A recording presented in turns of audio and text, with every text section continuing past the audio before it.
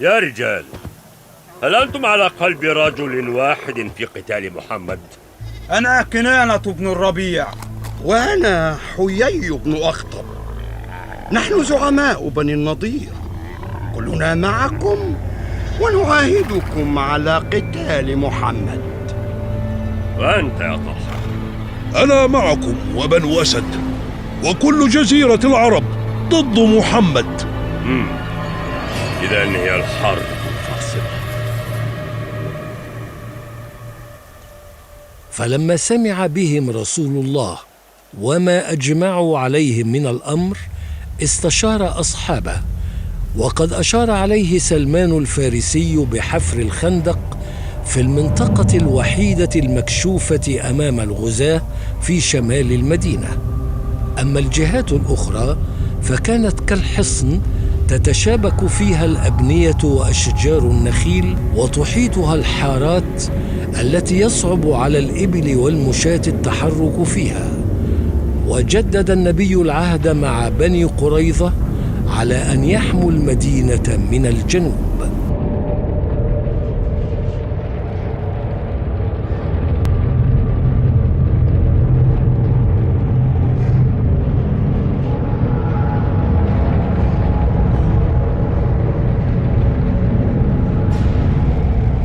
نحن نحرس الخندق في دوريات متتالية، وحماية الجبهة الداخلية في المدينة، وطمأنة القلوب على الأهل والمال والأولاد، فقد وضعهم رسول الله في أحد حصون المدينة صلى الله عليك وسلم يا رسول الله.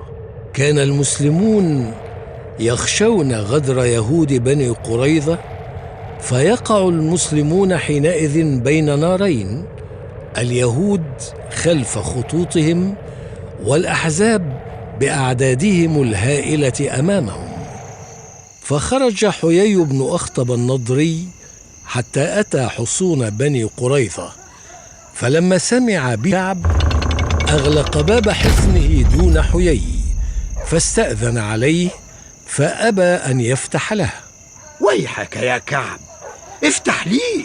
ويحك حيي، إنك امرئ مشؤوم، وإني قد عاهدت محمدا فلست بناقض ما بيني وبينه، ولم أر منه إلا وفاء وصدقا. ويحك يا كعب.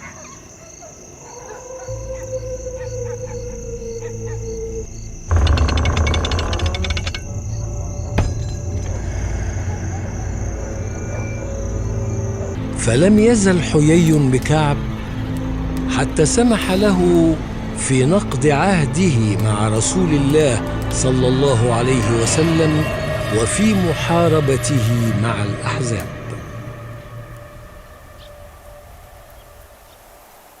لقد غدر بنا يهود بني قريظة، وقد اشتد الحصار علينا.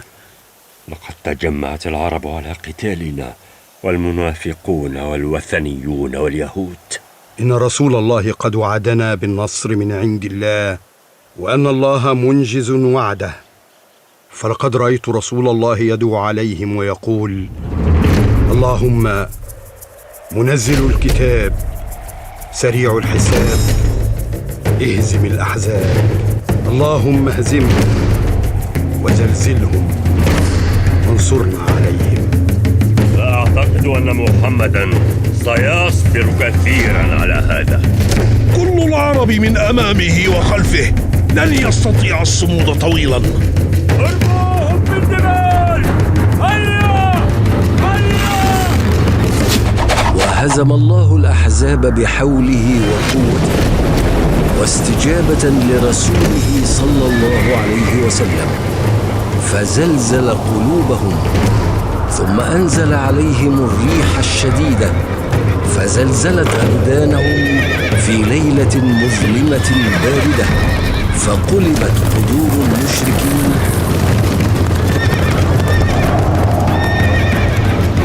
واقتلعت خيامهم وأطفئت نيرانهم. فما كان من أبي سفيان إلا أن ضاق بها ذرعا، فنادى في الأحزاب بالرحيل. وكانت ريح الصبا من جنود الله الذين أرسلهم على المشركين، وكفى الله المؤمنين القتال. وبعدها بدأ تأديب بني قريظة بعد أن حاصرهم النبي صلى الله عليه وسلم، ونزل حكم الله فيهم، وكان جزاء وفاقا لما فعلوه. وظلت قريش تكابر وتحارب المسلمين في كل وقت حتى وصلنا إلى الحديبية. بعد مرور 3 أيام من الرجوع من صلح الحديبية، لقد كان ليهود خيبر دور ماكر في تحرك الأحزاب، فهم من تعاونوا مع اليهود وحرضوا بني قريظة ضدنا. آن الأوان للخلاص منهم أيضا. النبي توقف في الرجيع بين غطفان وخيبر لقطع أي إمداد عسكري تقوم به اليهود. هنا توقف الرسول صلى الله عليه وسلم ليتأكد من أن يهود خيبر ما زالوا على غدرهم وكفرهم، وأن أرضهم خالية من الإسلام. قال صلى الله عليه وسلم: سننتظر حتى بزوغ الفجر، فإذا لم يرفع الأذان من داخل الحصون فسنشن الغارة عليهم. وسمع اليهود صوت تكبير المسلمين وقالوا: محمد والخميس، أي الجيش. أبو بكر سيقود أول حصون خيبر ولن يفتح له. وأخذ من الغد عمر فانصرف ولم يفتح له. وأصاب الناس يومئذ شدة وجهد، وقد حاولوا وحاولوا، ولكن شدة التحصين كانت حائلا دون الفتح. لكن النبي صلى الله عليه وسلم يبشر بفتح خيبر. فبعد أن استعصت تلك الحصون الأولى والثانية، قال رسول الله صلى الله عليه وسلم: إني دافع لوائي غدا إلى رجل يحبه الله ورسوله، وبحبه الله ورسوله لا يرجع حتى يفتح له، يفتح الله على يديه، ليس بفرار. وعندما أشرقت الشمس خرج أشجع رجل من اليهود، مرحب اليهودي، فجاء علي بن أبي طالب فبارزه وأخذ الراية من رسول الله، وقد أمره النبي أن امشي ولا تلتفت حتى يفتح الله عليك. فسار علي شيئا ثم وقف ولم يلتفت، فصرخ: يا رسول الله، علام أقاتل الناس؟ فقال صلى الله عليه وسلم: الدعوة إلى الله قبل القتال، قاتلهم حتى يشهدوا أن لا إله إلا الله وأن محمدا رسول الله، فإن فعلوا فقد منعوا مني دماءهم وأموالهم إلا بحقها، وحسابهم على الله.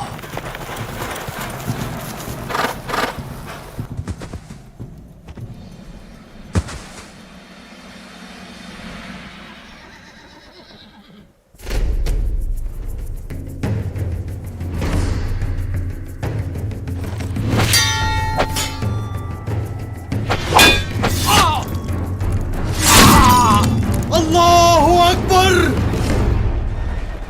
وكتب الله النصر على يهود خيبر، وفتحت حصونهم بفضل الله. الله أكبر! الله أكبر! الله أكبر! وعندما وصلت رسالته إلى كسرى ملك الفرس مع عبد الله بن حذافة، فلما قرأها مزقها، فدعا رسول الله عليهم أن يمزقوا كل ممزق.